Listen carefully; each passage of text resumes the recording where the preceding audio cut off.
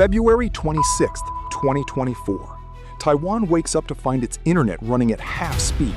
A Chinese cargo ship, dragging its anchor across the ocean floor, had severed a critical undersea cable. Accidentally, they claim. Repair time? 3 weeks. Financial impact? $47 million per day in disrupted trade.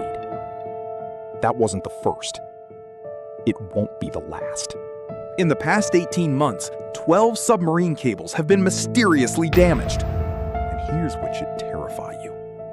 99% of international internet traffic, every email, every transaction, every video call you're watching right now crosses the ocean on just 400 cables. And someone's cutting them systematically. You probably think the internet runs on satellites, on 5G towers, on some invisible cloud infrastructure. Wrong. The internet is physical. It's a web of fiber optic cables lying on the ocean floor, some as deep as Mount Everest is tall. 450 submarine cables, 1.4 million kilometers, connecting 300 landing points across every continent. Each cable is about as thick as a garden hose, and inside, hair-thin glass fibers transmitting light pulses at 300 terabits per second. Cut one major cable, and you can black out an entire region's banking system, cloud services, government communications, everything. And there are exactly 7 choke points where most of this traffic converges. Control those, and you control the internet. Let me explain how these cables work, because understanding the engineering is critical to understanding the vulnerability. A submarine cable has multiple layers. At the center, fiber optic strands, each thinner than a human hair. These carry the light pulses that transmit data. Around that, a copper or aluminum power conductor. Every 50 to 100 kilometers along the cable, there's a repeater station, essentially an underwater amplifier that boosts the signal. That repeater needs power. The outer layers are steel armor, waterproof coating, and sometimes an additional sheath for shallow water sections, where fishing trawlers or ship anchors pose a risk. These cables follow undersea routes chosen for stable seabeds, avoiding fault lines, volcanic zones, and areas with heavy ship traffic when possible. A single transatlantic cable costs $300 to $500 million to install. The laying process takes months. Specialized ships carry thousands of tons of cable, feeding it down to the ocean floor with precision navigation. And here's the critical detail most people don't know. There are only about 60 cable repair ships in the entire world. When a cable breaks, you need to dispatch one of these ships to the exact location, which could be thousands of kilometers away, retrieve the broken ends from depths up to 8,000 meters, splice them together, and lower the cable back down. Average repair time? 2 to 6 weeks. Not hours, weeks. And that's if you have one break.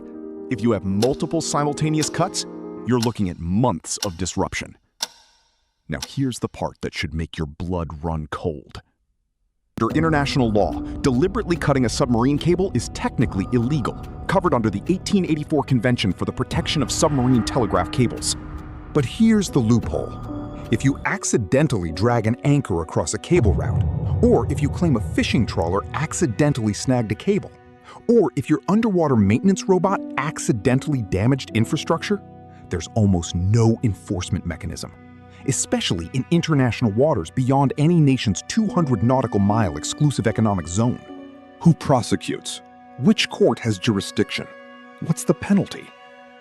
The answer is no one, nowhere, and nothing. And attackers know this. Between 2022 and 2024, every single suspicious cable cut has occurred in international waters. 12 documented cuts, 0 prosecutions, 0 consequences. This isn't theory. It's happening right now, and it's getting worse. Let's walk through the documented cases, because these aren't accidents, they're tests. Case 1, Taiwan, February 2023. A Chinese cargo ship, the Xin 19, loses power near Taiwan. The crew drops anchor to stabilize. But instead of stopping, the ship drifts for hours, with its anchor dragging across the seabed. The anchor path crossed 2 submarine cables, both severed. Taiwan's internet to Matsu Islands, offline. Taiwan's investigation concluded the ship deliberately dragged its anchor for 7 kilometers across known cable routes. China called it an accident. No charges were filed. Case 2, Norway, January 2022. A critical data cable connecting Norway's Svalbard research stations to the mainland is severed. The cable is in a restricted military zone where civilian ship traffic is prohibited. Norwegian defense officials detected Russian submarine activity in the area days before the cut. Russia denied involvement. The cable took 3 months to repair. Case 3, Red Sea, February 2024. Yemen's Houthi rebels publicly threatened to target submarine cables in the Red Sea, a critical route connecting Europe, the Middle East, and Asia. Within weeks, 3 cables are damaged. Internet traffic from Europe to Asia drops by 25%. Regional connectivity is disrupted for weeks. The Houthis claimed responsibility. This was the first publicly acknowledged cable attack as a military tactic. Case 4, Tonga, January 2022. Now, compare these to a real accident. When the Hunga Tonga volcano erupted in 2022, the shockwaves severed Tonga's single submarine cable. Tonga was completely cut off from the internet for 38 days. No banking, no communication. Disaster response had to rely on satellite phones. The repair ship took 2 weeks just to reach the site. The splice took another 3 weeks. The difference? A volcano doesn't choose where to erupt. But an anchor? An anchor can be dropped anywhere. So why aren't we defending these cables? Because most of them run through choke points we can't fully monitor. Choke point 1, Suez Canal. 17 major cables pass through the Suez region, connecting Europe to Asia. Egypt controls this. Any disruption here reroutes traffic around Africa, adding thousands of kilometers and massive latency. Choke point 2, Strait of Malacca, the busiest shipping lane on Earth. Over 100 cables pass near or through the strait. It's also one of the most contested geopolitical zones in Asia. Choke point 3, English Channel. The UK-Europe cables all converge here. Cut 3 or 4 cables simultaneously, and you can isolate the UK from continental networks. These aren't hypothetical. These are known strategic targets, documented in military documents. Russia's naval strategy explicitly includes undersea infrastructure as a target. China's military white papers reference information domain control. The US Navy has entire divisions dedicated to protecting these cables. Detection is possible. Sonar arrays, ship tracking systems, underwater drones can monitor cable routes. But monitoring 1.4 million kilometers of cable?